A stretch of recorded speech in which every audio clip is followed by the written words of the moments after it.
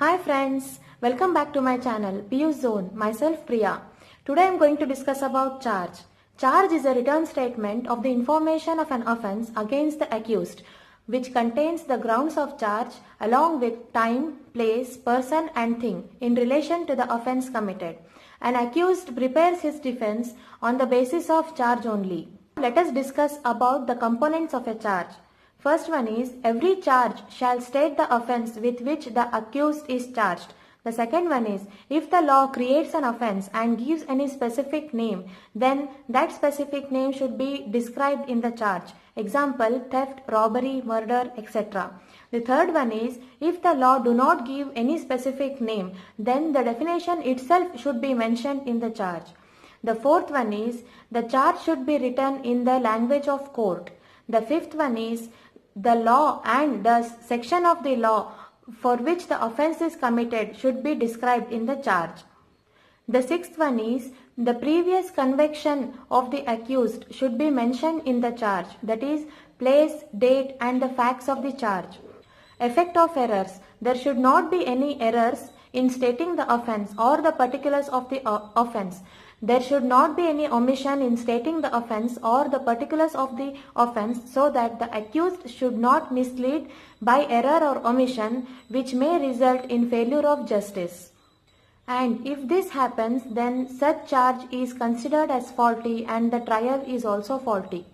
According to section 216 of Crpc, any court may alter or add in any of the charge at any time before the judgment is pronounced. According to section 217 of Criminal Procedure Code, whenever the charge is altered or added by the court after the commencement of the trial, the prosecutor or the accused is allowed to recall and examine the witnesses who have been examined.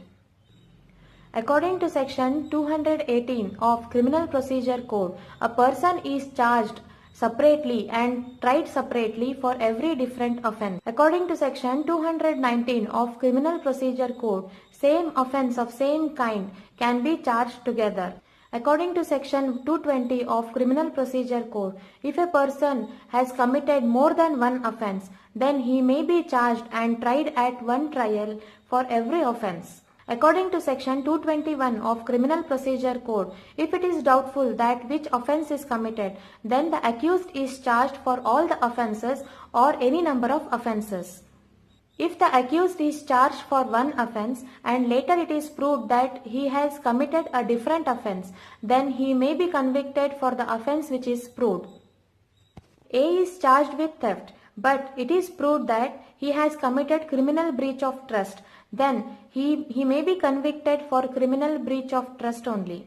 According to section 222 of Criminal Procedure Code, when a person accused with an offence having several particulars, then the combination of some of the particulars constitute a minor offence, and if such offence is proved, then the person may be convicted for the minor offence only. For example, if A is charged with grievous hurt, but it is proved that he acted on grave and sudden provocation, then he may be convicted for grave and sudden provocation only.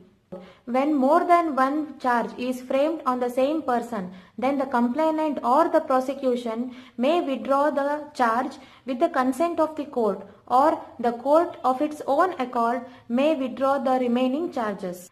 So that's it. If you like the video, then please subscribe to my channel and please click on bell icon for further notifications. Thank you.